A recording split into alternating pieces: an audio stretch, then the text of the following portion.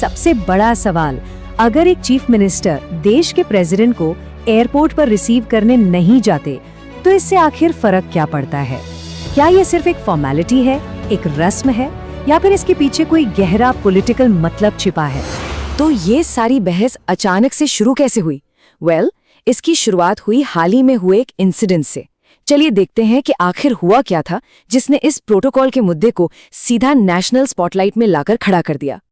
वह ये कि हाल ही में जब प्रेसिडेंट द्रौपदी मुर्मू वेस्ट बंगाल के दौरे पर गईं, तो चीफ मिनिस्टर ममता बनर्जी ने उन्हें रिसीव करने के लिए किसी भी मिनिस्टर को नॉमिनेट नहीं किया। और इस एक कदम को एक्सपर्ट्स ने अनयूजुअल कहा, यानी कि ऐसा आमतौर पर होता नहीं है। पर क्यों? ऐसा क्या था इसमें? क्यों का जवाब छिपा है एक खास थोड़ी सीक्रेट सी किताब में, जिसका नाम है ब्लू बुक। ये वीआईपी विजिट्स की वो रूल बुक है जिसके बारे में ज्यादातर लोगों को पता भी नहीं होता। आइए इसके पन्नों को पलटते हैं। तो ये ब्लू बुक आखिर है क्या चीज? बिल्कुल सिंपल शब्दों में समझें तो ये प्रेसिडेंट, वाइस प्रेसिडेंट और प्राइम मिनिस्टर की दौरों के दौरान होने वाले हर इंतजाम की ऑफिशियल रूल बुक है।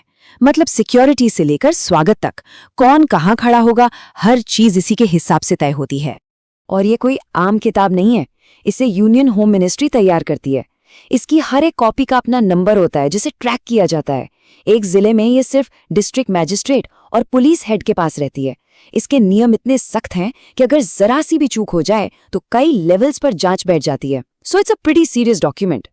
अब आते हैं इस कहानी के सबसे इंटरेस्टिंग हिस्से पर।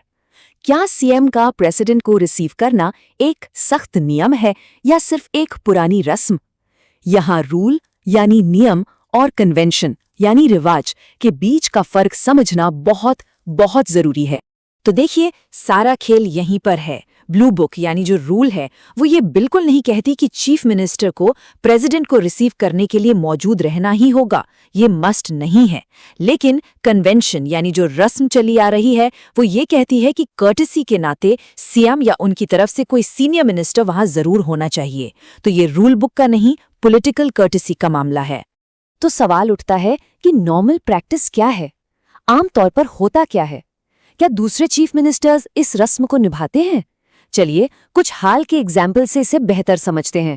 पिछले साल की ही बात है, जब प्रेसिडेंट मुर्मू मथुरा उत्तर प्रदेश गई थी तो गवर्नर या सीएम योगी आदित्यनाथ दोनों ही वहां मौजूद नहीं थे। लेकिन सीएम योगी ने कन्वेंशन फॉलो करते हुए अपने एक मिनिस्टर लक्ष्मी नारायण चौधरी को उन्हें रिसीव करने के लिए नॉमिनेट किया था। ये इस रस्म को निभाने का एक बिल्कुल साफ एग्जाम्पल है। और ये कोई नई बात नहीं है। 2017 से पहले जब अखिलेश यादव यूपी के सीएम थे, तब भी अगर वो खुद अवेलेबल नहीं होते थे तो पीएम या प्रेसिडेंट को रिसीव करने के लिए वो हमेशा अपने किसी मिनिस्टर को जरूर भेजते थे। इससे साफ है कि ये प्रैक्टिस पार्टी लाइन से ऊपर चली आ रही है। और यही बात इस पूरे मामले को और भी दिलचस्प बना देती है। जरा याद कीजिए मई 2021, जब पीएम मोदी का वेस्ट बंगाल दौरा काफी विवादों में था।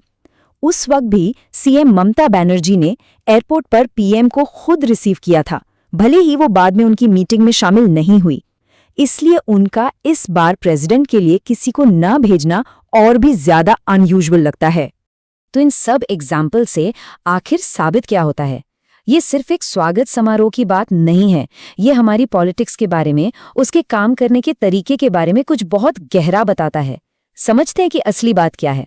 तो क्रक्स ऑफ द मैटर ये है कि ये मामला नियम तोड़ने का है ही नहीं, बल्कि एक संदेश देने का है।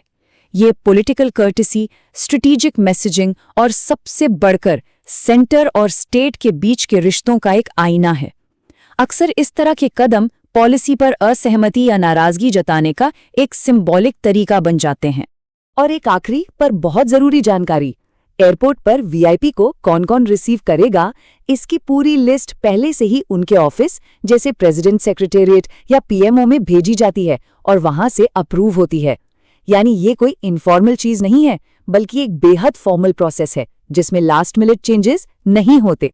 तो आखिर में सवाल यही उठता है कि क्या ये प्रोटोकॉल सिर्फ एक बेमानी रस्म है जिसे फॉलो ना करने से कोई फर्क नहीं पड़ता, या फिर ये हमारे लोकतंत्र की सेहत का, खासकर सेंटर स्टेट रिश्तों के आपसी सम्मान का एक इम्पोर्टेंट सिग्नल है?